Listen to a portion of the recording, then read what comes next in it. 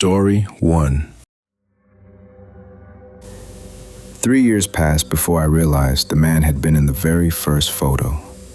Until then, I thought it was just a shadow or a branch caught at the wrong angle. But when I zoomed in, I saw that I was wrong. Someone was standing behind me, very far away. So far away that if I had not looked carefully, I never would have noticed him. And the worst part was not that he was there.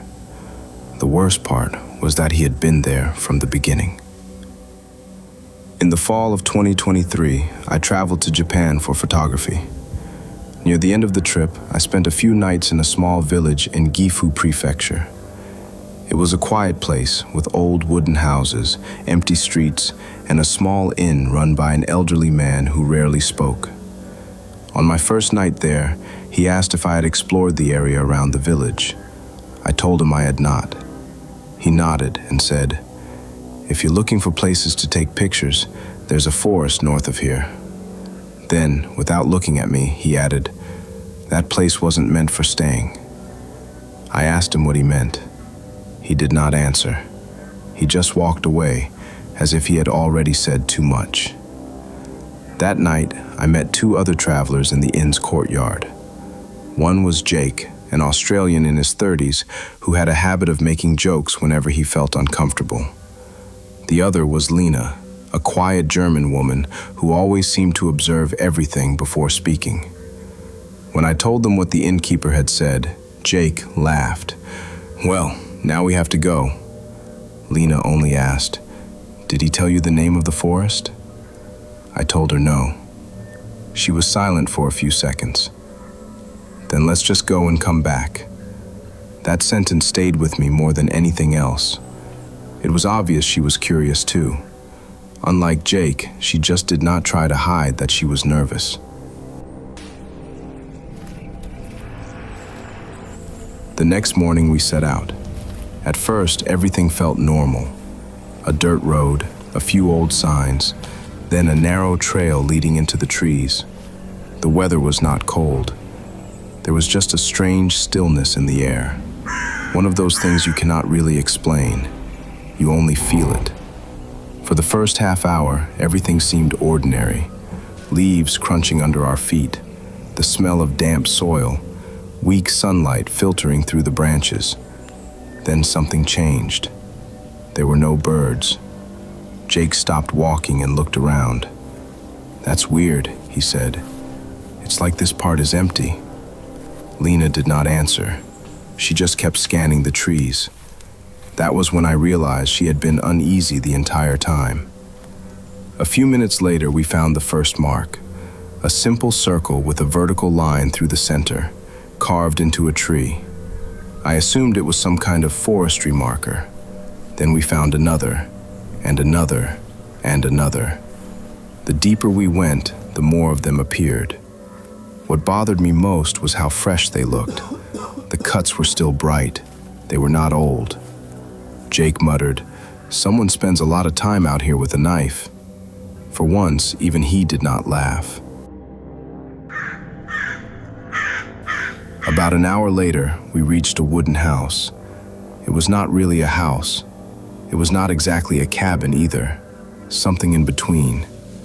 Part of the roof had collapsed slightly. There was a short porch and several dusty windows. A plastic water bottle lay near the porch. Clean, no dirt. That was the moment I realized the place was not abandoned. Jake nudged the bottle with his shoe. "So somebody's still here," Lena quietly replied, "or they just left." I said nothing. I only looked inside. The place smelled of damp wood and insect repellent. None of us went in. Even now, I am not sure why. Maybe the house was too quiet. Maybe none of us wanted to be the first person to step inside. We took a few pictures and left. That night, I was going through the photos on my laptop. The first images were normal. Trees, the trail, the house, sunlight between branches. Then I noticed something. Someone was standing among the trees, far in the distance. Jake leaned closer to the screen. Maybe it's a local, but from his voice, I could tell he did not believe it. Lena quietly said, "I didn't see anyone when we were there." Neither had I. The strange thing was that the figure appeared in only one photograph, not the one before it, not the one after. That was enough to make all of us fall silent. The next day, we went back. Jake insisted on taking another look at the house. And honestly, by then, I was curious too. That has always been the most dangerous version of me. When we arrived, the front door was open. I was certain it had been closed the day before. Inside, there was an old Polaroid camera sitting on a small table. Beside it was a yellow notebook with swollen corners. Jake lowered his voice. "Where the hell did that come from?" No one answered. I opened the notebook. The first pages were blank. A few pages in the middle contained faded handwriting. Most of it was unreadable, but I managed to make out 2 sentences. The first one read, "When you see the mark, do not answer." The second said, "After the last photograph, nobody remembered me." For several seconds, I just stared at the page. "What does that mean?" Jake asked. Without looking up, Lena said, "It means they forgot his name." Jake looked like he wanted to say something, but he didn't. I only had the feeling that those words were not meant to be read aloud. When we left the house, we found a small plastic box beneath one of the trees. Inside were 3 Polaroids. The first showed the forest. The second showed the house. The third showed the 3 of us standing in front of it, taken from an angle where none of us had been standing. I waited for Jake to say something. He only stared at it. In the picture, I was standing slightly ahead of the others.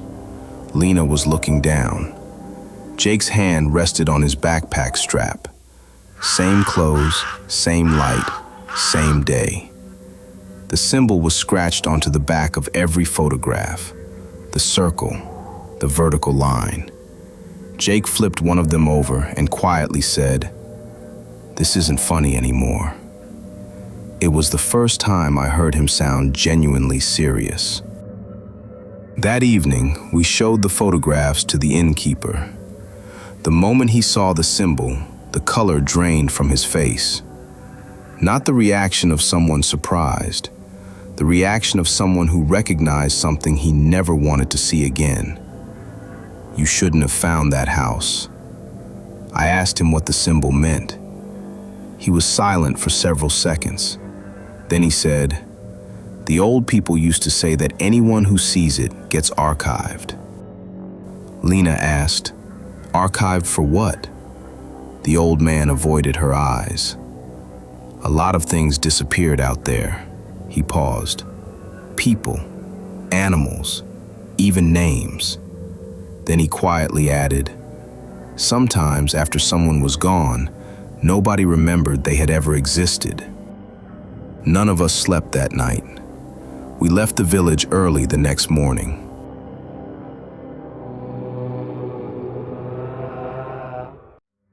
Three weeks later, the first email arrived.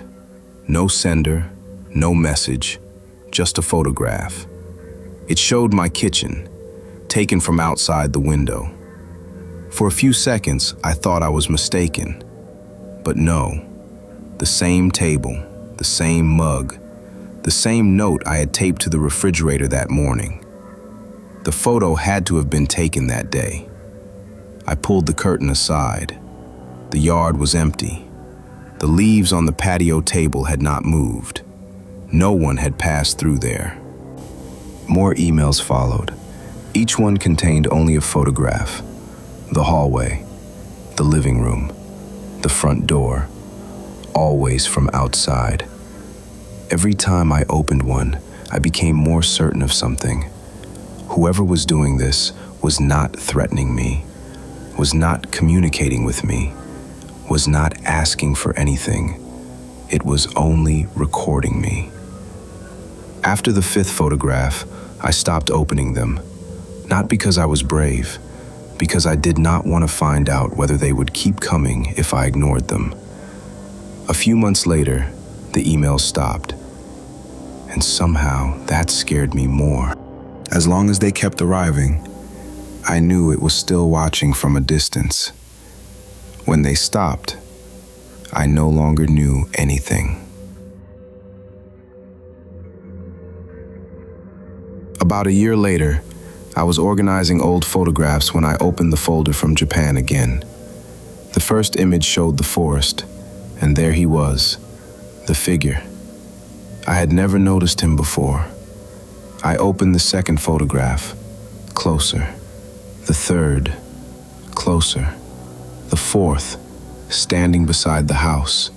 The fifth, directly behind Jake. In every photograph, he had moved only one step closer, and that was enough. Then I reached the final image, a photograph I had no memory of taking. I was asleep in my bed at the inn. The blanket was pulled up to my shoulders. One arm hung slightly off the mattress. The photograph had been taken from beside the bed, from a distance too close to misunderstand. The same Polaroid camera sat on the nightstand, the same one we had found in the house. Beside it was a fresh Polaroid. In that photograph, I was asleep too. Someone had photographed me, then photographed the photograph. 2 layers, twice archived. Scratched into the wood beneath it were 4 words. This is not the last photograph. I stared at the screen for several minutes. Then I noticed something I had not seen before. In a small mirror on the wall, behind whoever was holding the camera, part of the room was reflected. A framed photograph hung there, a picture of a man I did not recognize. Beneath it was a name. I did not know the name, but when I opened the image again a few hours later, it was gone. The frame remained, the name did not, as if it had never been there at all. That same night, I found the travel notebook I had carried through Japan. I opened the last page. There was a sentence written there, a sentence I am certain I had never written. After the last photograph, nobody remembered me. For the first time since all of this began, I could not tell who that sentence was about. The person who wrote the notebook in the forest, or me. Ever since that night, something ordinary has changed. Whenever my laptop screen goes dark, I sometimes catch a glimpse of something in the reflection. Just for a second, a shape, a person standing still. And if I look closely enough, it seems like they are holding a camera. But before I can tell what I am actually seeing, the reflection disappears, and I am left wondering. Maybe it is still recording me, or maybe it finished a long time ago.